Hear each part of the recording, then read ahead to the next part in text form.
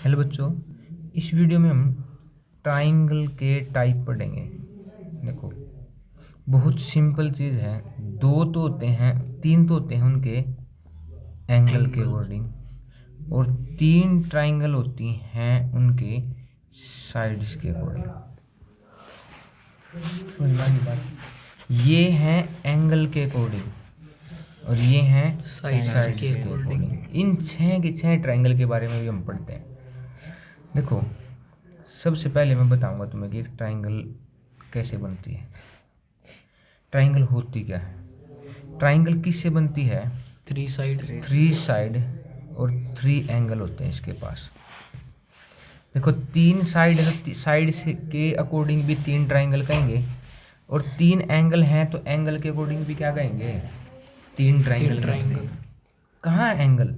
ये रे, 1 2 3। इस साइड को मैं ए कह दूं, इस साइड को मैं बी कह दूं, इस साइड को मैं सी, इस एंगल को मैं ए कह दूं, इस एंगल को मैं बी कह दूं, इस एंगल को सी।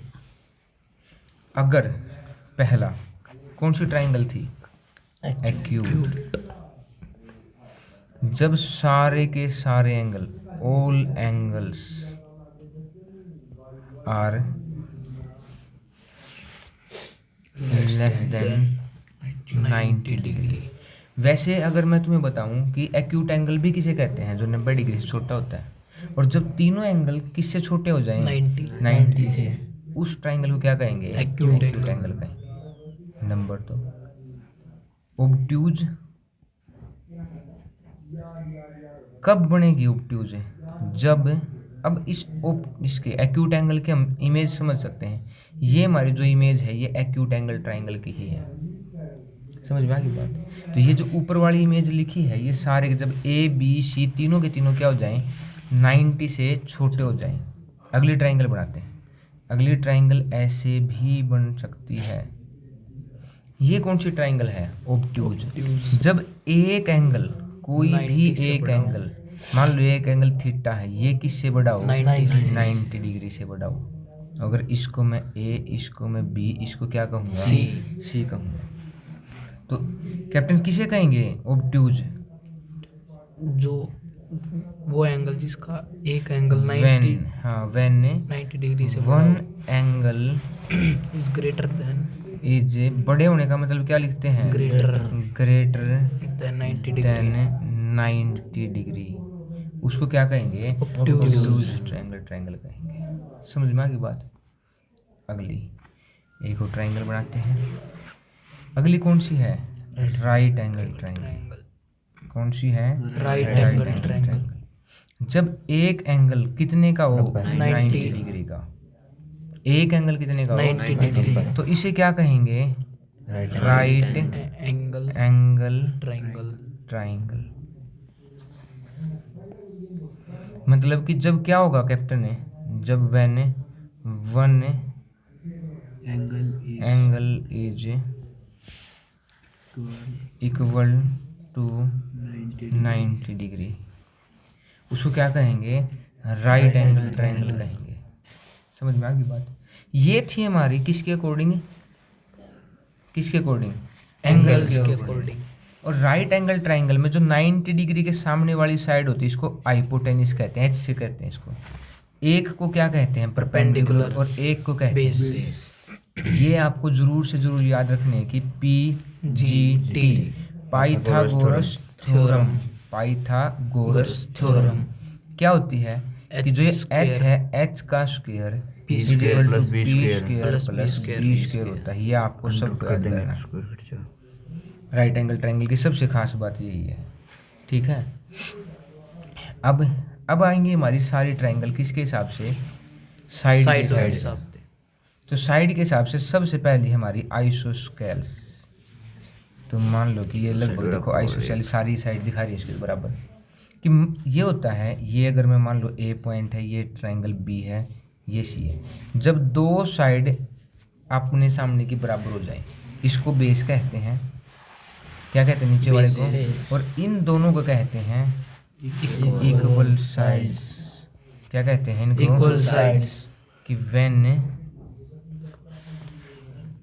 To sides are equal equal, तो उसको क्या कहेंगे? आइसोसेल्स आइसोसेल्स कहेंगे, ऊपर लिखी थी। और दो साइड नहीं इक्वल होंगी, दो एंगल भी, जो इनके आमने सामने के एंगल है ना, ये दोनों एंगल भी क्या होंगे? इक्वल। मतलब एंगल ए बराबर है एंगल बी और ए सी बराबर होगा बी सी के, उस ट्राइंगल को क्या कहेंगे? आइसोसेल्स कहेंगे। फिर तीसरी कौन सी आती है कैप्टन? दूसरी इक्विलेटरल। इक्विलेटरल कैसे होती है? जिसकी तीनों की तीनों साइड ही क्या हो जाए? बराबर। अगर एक ए है, बी है, सी है, तो ऑल साइड बराबर, मतलब एक साइड है ए से लेके, देखो साइड कैसे बोलते हैं? ए से लेके बी तक की लेंथ को ए बी, बी से लेके सी तक की लेंथ, सी से लेके ए तक, इनको क्या कहेंगे हमें? All sides are equal. और ऑल एंगल भी कितने होते हैं? सारे एंगल भी क्या होते हैं? और किसके बराबर होते हैं? 60 डिग्री।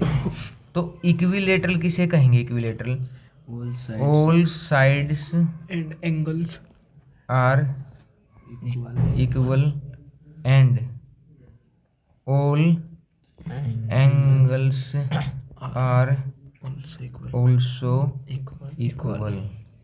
अब इसके लिए पता है, इसके दो फॉर्मूले होते हैं। एक तो इसके एरिया का फॉर्मूला होता है वो √3/4 साइड स्क्वायर, क्या होगा वो? और पेरीमीटर होता है 3 इंटू साइड। और भी होते हैं लेकिन इतना तो हमें पता ही होना चाहिए। मीडियन का भी होता है और कई सारे फॉर्मूले होते हैं कि मीडियन में मोड नहीं होता इसका, मीडियन, एल्टीट्यूड और परपेंडिकुलर बाइसेक्टर जहाँ काटते हैं उनके पॉइंट, और बहुत सारे रिलेशन है, लेकिन हम यहीं तक पढ़ेंगे। अगली लास्ट कौन सी बच गई हमारी? लास्ट है स्केलन। स्केलन कैसी हो सकती है? मान लो ये है, जिसकी क्या होंगी? कोई भी साइड क्या नहीं होगी? इक्वल नहीं होगी, ना कोई एंगल इक्वल होगा, उसको क्या कहेंगे? स्केलर ट्रायंगल कहेंगे। क्या कहेंगे? Scalar triangle. अब मान लो कि कैप्टन ये एक ट्रायंगल है ए बी सी। अगर ये ट्रायंगल है ना, तो इसके लिए जो कुछ खास बातें वो क्या है?